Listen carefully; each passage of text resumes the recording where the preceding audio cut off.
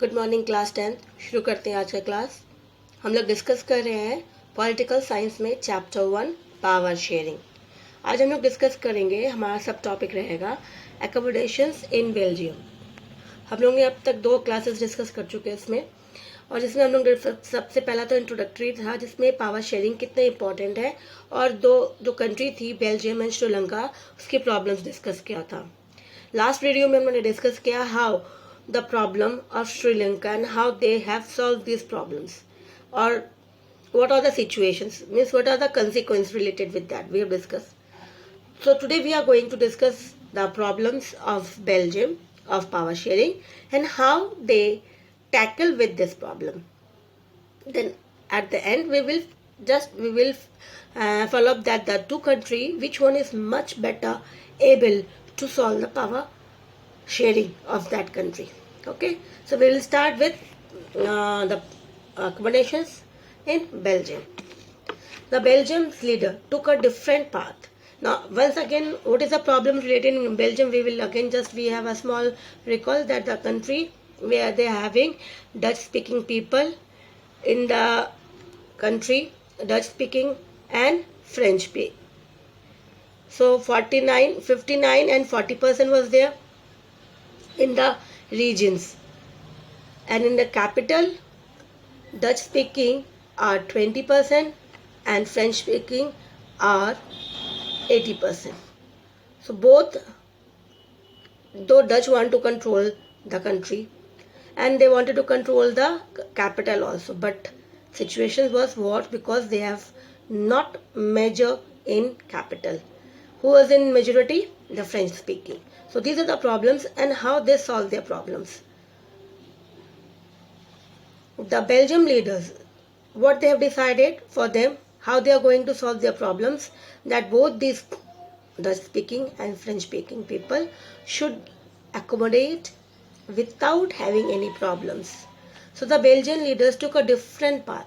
उन्होंने अपना रास्ता ही अलग, बहुत ही डिफरेंट, यूनिक, ताकि किसी को कोई प्रॉब्लम ना हो. So they recognize the existence of the regional differences and cultural diversity. ये बहुत इम्पोर्टेंट था कि इन्होंने उस चीज़ को देखा, नज़रअंदाज नहीं किया. जो श्रीलंका में Sri Lankan leaders, they have totally ignore the minorities, that was the 18% people, those who are living in that country, they ignored them.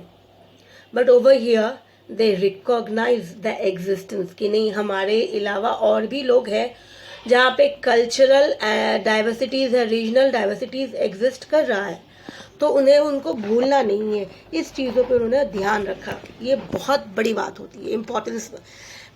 ना बिटवीन 70s एंड 93 में देखा गया, 1970s एंड 1993 में they amended their constitution 4 time, और उसी को importance देते हुए they have amended, means amend का मतलब क्या था, something added in the constitution for the better, change करना, कुछ नया ऐड करना. तो इसी तरह से अपने उन्होंने कॉन्स्टिट्यूशन में, रूल्स बुक में इन्होंने कितनी बार किया, it was been said that it they have amended 4 times.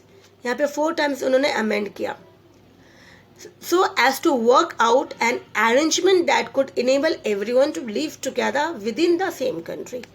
तो इसका 4 टाइम्स का जो उन्होंने अमेंडमेंट किया, what was the main reason, that everyone should live in the country together within the country without having any problems, कि किसी को कोई प्रॉब्लम्स ना हो, कंट्री के अंदर सब मिल के रहे. ये बहुत इंपॉर्टेंट बात थी जो उन्होंने उस पर उन्होंने फॉलोअप किया.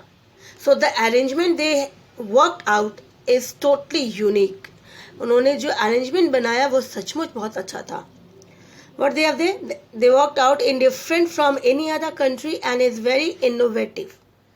कि ये सचमुच एक अलग ऐसा उन्होंने रास्ता अपनाया जो बहुत ही ज़्यादा इनोवेटिव था, और really it will inspire the other country to follow. Here are some of the elements of the Belgium models. तो उन्होंने क्या किया, what are the things they have adopted in their constitution so that the people of that country live without having any problems. They can easily coexist. सब मिलके आराम से रह सके. So the elements which they have adopted are unique, innovative. So the elements are very important for this. So the what are the there will be a questions also, what are the elements of Belgium models. तो यहाँ पे questions के साथ answers भी आ जाता है, एक internal अगर क्वेश्चंस जाते हैं हम लोग तो एलिमेंट्स ऑफ बेल्जियम मॉडल्स क्या है आ जाता है यहाँ पर. तो इसी तरह से नंबर 1 क्या है यहाँ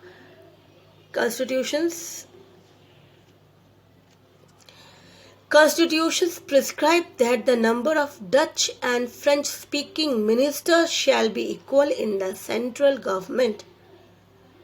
ये नंबर 1 एलिमेंट्स में उन्होंने बहुत अच्छे से क्लेरिफाई कर दिया कॉन्स्टिट्यूशंस में कि डच एंड फ्रेंच स्पीकिंग जो पीपल्स हैं मिनिस्टर्स हैं वो दोनों बराबर होना चाहिए सेंट्रल गवर्नमेंट में. That was the country the government which run the country. तो इस तरह से सेंट्रल गवर्नमेंट के अंदर दोनों इक्वल ही रहेंगे. Some special law required to support the majority of members from each linguistic group. Linguistic means language.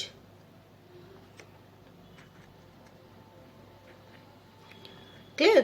तो यहाँ पे उन्होंने क्या किया क्या बताया कि स्पेशल रूल्स भी बनाया गया लॉज बनाया गया प्रोवाइड किया गया टू सपोर्ट द मेजोरिटी जितने सारे हैं उनको उनकी ग्रुप्स जो है उनको वो सपोर्ट करे गवर्नमेंट सपोर्ट करे ताकि किसी को कोई प्रॉब्लम्स ना हो ना माइनॉरिटीज को ना मेजोरिटीज को. 10 no single community can make decisions unilaterally. तो इससे इम्पोर्टेंस क्या आ गया कि कोई भी सिंगल कम्युनिटी अपने आप डिसीजंस नहीं ले सकते अकेले. whatever they have to take they have to sit together and they have to discuss all together unitary. यहाँ पे नहीं होना चाहिए अकेला. ये डिस्कस पूरा क्लेरिफाई कर दिया गया. पहला था ये. दूसरा उन्होंने जो रूल्स बनाया नंबर 2 मॉडल्स बेल्जियम मॉडल्स में ये नंबर 1 हमने डिस्कस किया. ये नंबर 2 तो बेल्जियम्स एलिमेंट्स का many powers of the central government have been given to state government. ये भी इम्पोर्टेंट है कि बहुत सारी जो पावर्स है सेंट्रल्स की उन्होंने किसको फॉरवर्ड किया स्टेट को of the 2 regions of the country. क्योंकि हमने देखा मेनली वहाँ पे फ्लेमिश थे एंड वेलंगियो थे. ये 2 ही रीजन्स दो जहाँ पे बहुत ज़्यादा. उसके बाद एक 1% वाला था तो उतना छोटा सा था. ठीक है. तो इसी तरह से they have the central government has given power to the state government of the 2 regions of the country Flemish and Wallonia. The state government are not subordinate to the central government. ये भी clarify कर दिया कि जो state government है are not subordinate कि वो subordinate नहीं है सेंट्रल का. मतलब सेंट्रल अपनी मनमानी करे और उससे कुछ भी करवा ले ऐसा नहीं है. स्टेट गवर्नमेंट अपनी इंडिपेंडेंटली रूल करेंगे. They are not subordinate. उसका अंश नहीं है सबॉर्ड नहीं है कि उसकी कंट्रोल में काम करेंगे. ये क्लेरिफाई कर दिया गया. तो यहाँ पे स्टेट गवर्नमेंट को भी इजीली उनको फ्रीडम मिल गया कि वो अपना आराम से काम करें. Third the Brussels that was the capital of the country. यहाँ पे एक्यूरेट प्रॉब्लम और थी कि जो सेंट्रल में था 59% वहाँ पे यहाँ 20% हो जाता था speaking powers. So Brussels has a separate government. इसकी प्रॉब्लम्स को सॉल्व कर दिया उन्होंने. वहाँ पे एक सेपरेट गवर्नमेंट बना दिया गया अलग सा गवर्नमेंट बना दिया गया in which both the communities have the equal representative. तो 20-80% का जो पॉपुलेशन था वहाँ पे स्पीकिंग पावर्स के थे वो प्रॉब्लम भी सॉल्व हो गई कि 20% वाले भी अपना कितना उनका रिप्रेजेंटेटिव रहेगा 50% रहेगा और 80% वाले का भी रिप्रेजेंटेटिव 50% रहेगा. तो यहाँ पे प्रॉब्लम ही सॉल्व हो गया. कोई जो प्रॉब्लम्स हो रहा था वो ख़त्म हो गया. So the French-speaking people equal represented in Brazil because the Dutch-speaking community has accepted equal representative in the central government. क्योंकि डच यहाँ पे 20 था अगर सेंट्रल में तो डच ने एक्सेप्ट किया था रीजनल सेंट्रल में कि वो अपनी इक्वल रिप्रेजेंटेटिव एक्सेप्ट करते हैं.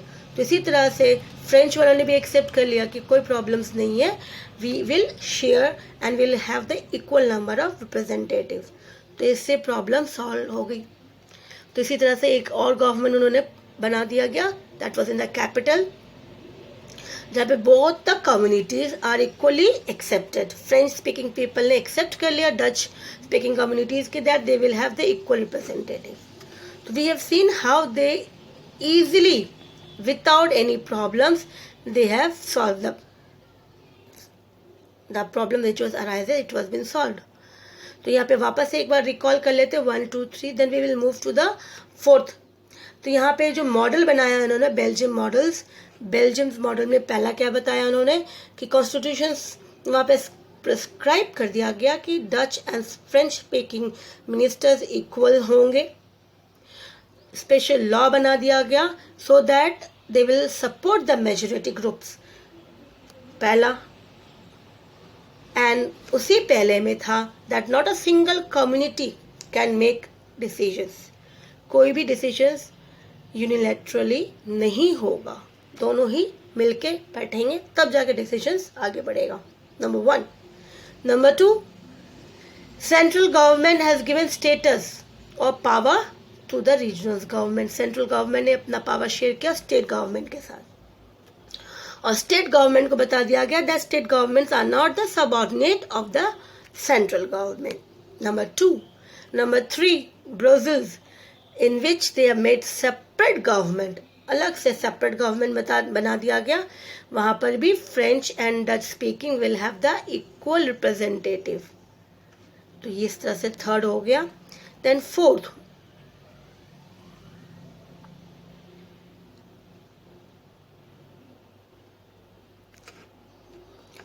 में उन्होंने क्या किया कि apart from all this, apart from the central and the state government, we have seen this central government बना, state government बनेगा.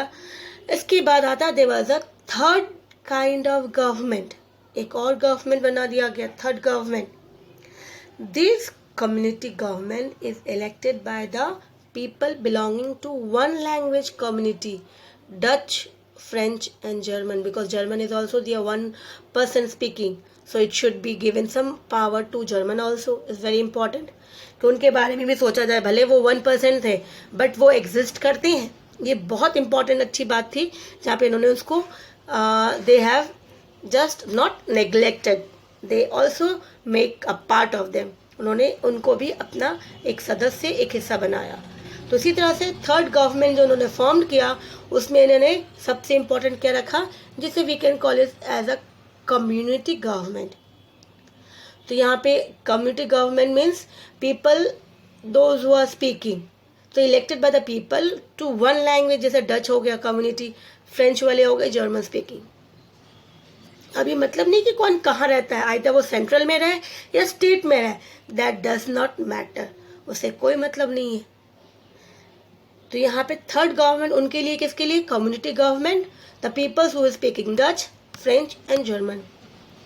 So the government or this government has the power regarding cultural, educational and language related issues. तो ये government क्या काम करेगी, इस government का काम क्या है, तो इस गवर्नमेंट को बनाना था कारण because this government will work on which matter, it will work on cultural issue, educational and language related issues. For these reasons, they have formed the community government, that is the third government. जिसे तो third government वापस एक बार देखते हैं. Third government में यहाँ पे इन्होंने फोर्थ एलिमेंट्स जो ऐड किया, ये बहुत इंपॉर्टेंट एलिमेंट्स इन्होंने ऐड किया, क्योंकि इसके अंदर अगर वो ऐड नहीं करते तो जर्मन जो था 1% स्पीकिंग पावर वो नेग्लेक्ट हो जाता. तो इसके लिए उन्होंने नहीं बोला, उनको उन्होंने अपने साथ में मिलाया और इसके लिए उन्होंने थर्ड गवर्नमेंट एक फॉर्म किया, जिसे थर्ड गवर्नमेंट के नाम से बोल के या फिर हम उसे कम्युनिटी गवर्नमेंट के नाम से भी कहा गया. So the member of this government जो मिनिस्टर्स होंगे, it will be elected from the people who are speaking Dutch, French and German. जो स्पीक करते हैं उन्हीं को लिया जाएगा. एंड ये गवर्नमेंट साथ साथ ये कहा गया कि ये जो स्पीकिंग है भले वो सेंट्रल में रहे या स्टेट में रहे, कहीं पर भी रहे, but they will have the power of this third government. Now what the work will be done in this government, क्या काम किया जाएगा, they will work for the cultural activity, educational and language related issues. जो भी होगा वो सभी चीज़ें इस थर्ड गवर्नमेंट की जिम्मेदारी बनती है सॉल्व करने की. तो इसी तरह से ये गवर्नमेंट फॉर्म किया and that is the fourth elements of the Belgium model. तो इससे क्या हो गया, इनकी प्रॉब्लम्स जो था पावर शेयरिंग को लेके खत्म हो गया टोटली. किसी को कोई अब प्रॉब्लम नहीं है, कोई इशू नहीं है, कोई कॉन्फ्लिक्ट्स नहीं रहा, क्योंकि कॉन्फ्लिक्ट्स अगर हम पावर शेयरिंग नहीं करते, इम्पॉर्टेंट क्या था, पावर शेयरिंग करना, तो यहाँ पे पावर शेयरिंग कर दिया गया। तो फिर जब पावर शेयरिंग कर दिया तो there is no scope for conflicts, totally it will be vanish, खत्म हो जाएगा। सो इसीलिए यहाँ पर प्रॉब्लम इजीली सॉर्ट आउट हो गया। Now you might find that Belgium model जो थे थोड़ा कॉम्प्लिकेटेड लगता है, क्योंकि यहाँ पे हमने देखा सेंट्रल गवर्नमेंट बनाया, स्टेट गवर्नमेंट बनाया, है ना, उसके साथ साथ कैपिटल में एक गवर्नमेंट अलग से बना दिया गया। फिर हमने देखा कि वहाँ पे कम्युनिटी गवर्नमेंट भी बना दिया गया। तो अब बताओ, इतने सारे गवर्नमेंट बना दिया गया, इतना छोटा सा इसका एरिया कहा गया था कि हरियाणा से भी कम है, तो इतने छोटे से एरिया में इतने सारे गवर्नमेंट्स रूल करेंगे। भले ही वह कॉम्प्लिकेटेड था, but the important is to solve the problem of the people. Solve हो गया, शॉर्ट आउट हो गया आराम से, इजीली। सो ये वेरी कॉम्प्लिकेटेड लगता है, उनके खुद के लोगों को भी लगता है ये वेरी कॉम्प्लिकेटेड है, कि it indeed is very complicated for the people who living in the Belgiums. But लेकिन अच्छी बात क्या है कि this arrangement have worked out so far. अब तक ये अरेंजमेंट बहुत अच्छे से चला, किसी को कोई प्रॉब्लम्स नहीं हुआ, सभी ने आराम से इसे एक्सेप्ट किया, इसे फॉलो किया, और इश्यूज जो थी वो ख़त्म हो गई सबकी। तो that is the main important, कि इश्यूज नहीं होनी चाहिए किसी के साथ किसी को। So they help to avoid civil strife. Strife means war. जो चीज़ें, क्योंकि कॉन्फ्लिक्ट्स ही किसको देता है, कॉन्फ्लिक्ट्स अगर हम सॉल्व नहीं करते हैं तो क्या बन जाता है, वो वॉर का रूप दे देता है। तो बहुत इंपॉर्टेंट था, उन्होंने कॉन्फ्लिक्ट्स की प्रॉब्लम्स को सॉल्व कर दी, तो ये वॉर की प्रॉब्लम्स अपने आप खत्म हो गई, है ना। तो इसी तरह से इम्पॉर्टेंट ये था कि दे हेल्प टू अवॉइड, उन्होंने क्या चीज़ को अवॉइड किया, civic strife between the two major communities. कौन था वो, Dutch speaking and French speaking. क्योंकि 1% German speaking peoples, they have a problem but not as major problem as these two communities, because इसके majority ज़्यादा थी, 49, 59 and 40% था। And a possible division of the country on linguistic line, चाहते तो ये लोग अपने देश को दो टुकड़े में बांट सकते थे मेजोरिटी के बेस पे, जिस तरह से सिन्हाला में देखा गया। They have totally forgotten about their minorities and they think about their only majority, जिसके ऊपर उन्होंने रूल करना शुरू किया, मेजोरिटेरियन गवर्नमेंट फॉर्म कर दिया। यहाँ पे वैसा नहीं हुआ, यहाँ पे लोगों ने अपनी इस जो रूल्स बनाया, जो रूल्स पास आउट किया, कॉन्स्टिट्यूशन में अमेंडमेंट किया, उसको एक्सेप्ट किया लोगों ने, और उन्होंने सबसे ज़्यादा इम्पोर्टेंट सिविल वॉर को अवॉइड किया। नहीं तो देश में एक से दो देश में बढ़ जाता। किस बेस पे, लैंग्वेज के बेस पे, कि डच स्पीकिंग पीपल है एंड फ्रेंच स्पीकिंग पीपल्स करके दो, एक देश दो देश में बढ़ जाता। Now, when many countries of Europe came together to form the European Union, Brussels was chosen as its headquarter. Now, इसके कारण जब बहुत सारी कंट्रीज जो थी यूरोप्स के अंदर, यूरोपियंस के अंदर, जब वो साथ में आए, they form together as a union, Europeans union form करने के लिए, तो उन्होंने सोचा कि हम अपना हेडक्वार्टर कहाँ बनाएंगे। तो दे चूजन ब्रोजिल, क्योंकि ये इतना अच्छा एग्जाम्पल बन के आया यूरोपियंस के सामने कि यहाँ पे कोई भी प्रॉब्लम्स नहीं है, कोई भी किसी के साथ कॉन्फ्लिक्ट्स नहीं है, कोई इश्यूज नहीं है, यहाँ पे बहुत ही अच्छे से लोग अपनी प्रॉब्लम्स को सॉल्व आउट कर लेते हैं। तो इससे ज़्यादा अच्छा कोई भी जगह नहीं होगा। So for that reason they have chosen Brussels as the headquarter. So this is how the people of Belgium they accommodate with so many language communities peoples, though they are living together, and their problems are totally solved and they avoid civil strife. But what happened in Sri Lanka, they are not being regarded, or they are not likely to share their powers with their minorities, and for that reasons they move toward war. और इसके कारण economic development of the country has been disturbed. So we have seen the two countries and how they have solved the problems of power sharing.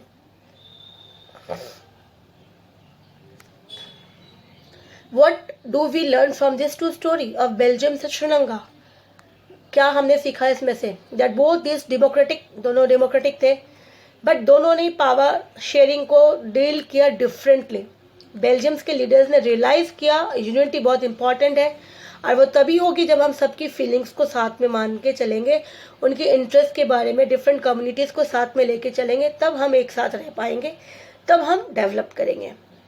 तभी such a relations resulted in mutual acceptance. हम एक दूसरे को अगर हम accept करते हैं तो हमारा पावर शेयरिंग करना था, आप उनको भी दे दिया गया पावर, प्रॉब्लम सॉल्व हो गया.